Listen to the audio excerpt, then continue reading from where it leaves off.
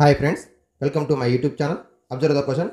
2 power of x plus 2 equal to 4 power of y minus 1 మరియు 3 power of x plus 3 equal to 27 power of y plus 2 అయిన x plus y విలువ ఎంత? ఇందులో కూడా గమనించినట్టయితే రెండు సమీకరణాలు ఇచ్చిండు. ఫస్ట్ ఏమో 2 power of x plus 2 equal to 4 power of y minus 1 ఇచ్చిండు. మరి ఇక్కడ భూములు సమానంగా చేయాలి అంటే ముందుగా భూములు సమానంగా ఉండాలి. 4 నేను రాయొచ్చు 2 ఘాతం 2 హోల్ ఘాతం y మైనస్ 1 అని రాసుకుంటాం. 2 power of x plus 2 equal to 2 power of ఘాతానికి ఘాతం ఉంది. So a power of m whole power of n ఈ సూత్రం ప్రకారం a power of m into n ఈ విధంగా రాస్తాం. అనగా 2 power of 2 into y minus 1 అనగా 2y మైనస్ 2 అవుతుంది. ఇప్పుడు భూములు సమానం కాబట్టి ఘాతాంకాలను సమానంగా రాసినట్టయితే x plus 2y is equal to 2y minus 2.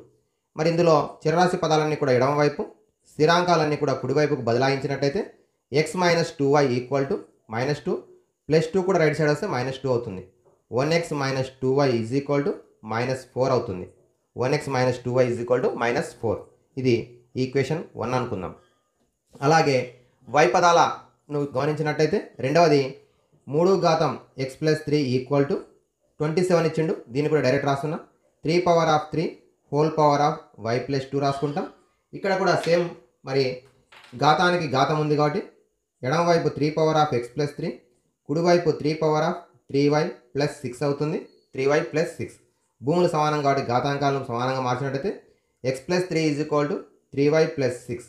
ఇందులో కూడా చరరాశి పదాలన్నీ కూడా ఎడమవైపు 1x minus 3y is equal to 6 minus 3 అనగా 1x minus 3y is equal to 3 అవుతుంది. దీని సమీకరణం 2 అనుకుందాం. మరి ఇప్పుడు రెండు చరరాశుల రేఖీయ సమీకరణాలతో కూడినటువంటి పదాలు వచ్చినాయి. ఇప్పుడు మనకు కావాల్సింది ఏం కావాలి? x ప్లస్ y కావాలి. మరి x ప్లస్ y కావాలి అంటే ముందుగా x విలువ y విలువ తెలుసుకోవాల్సి ఉంటుంది. మరి సమీకరణం 1 సమీకరణం 2ను గమనించినట్టయితే x గుణకాలు 1 1 ఉన్నాయి, y గుణకం -2 -3 ఉన్నాయి. x గుణకాలు సమానంగా ఉన్నాయి కాబట్టి చరరాశి తొలగింపు పద్ధతి ద్వారా సాధిద్దాం. So 1x minus 2y is equal to -4 రాసుకుంటాం. అలాగే రెండో సమీకరణం 1x minus 3y equal to +3 రాసుకుంటాం. ఓకే, సో ఇందులో కూడా మనం గమనించినట్టయితే x గుణకాలు సమానంగా ఉన్నాయి కాబట్టి చరరాశిని తొలగించాలంటే గుర్తులు ఆపోజిట్ ఉండాలి. ఇక్కడ మైనస్ ప్లస్ మైనస్ అనగా తీసివేస్తున్నాం. మొదటి సమీకరణం నుంచి రెండో సమీకరణం తీసివేస్తున్నాం కాబట్టి రెండో సమీకరణంలో పదాల యొక్క గుర్తులు మారుతాయి. So 1x minus 1x cancel, -2y plus 3y అనగా +1y, అలాగే -4 -3 అనగా -7 అవుతుంది. అనగా y ఈజ్ ఈక్వల్ టు -7 వచ్చింది. y ఈజ్ ఈక్వల్ టు -7ను సమీకరణం 1లో రాద్దాం. సమీకరణం 1లో రాద్దాం. మరి సమీకరణం 1లో చూసినట్టయితే 1x minus 2y equal to -4, 1x minus 2 into -7 equal to -4, 1x minus into minus +14 కుడివైపు వస్తే -14 అవుతుంది.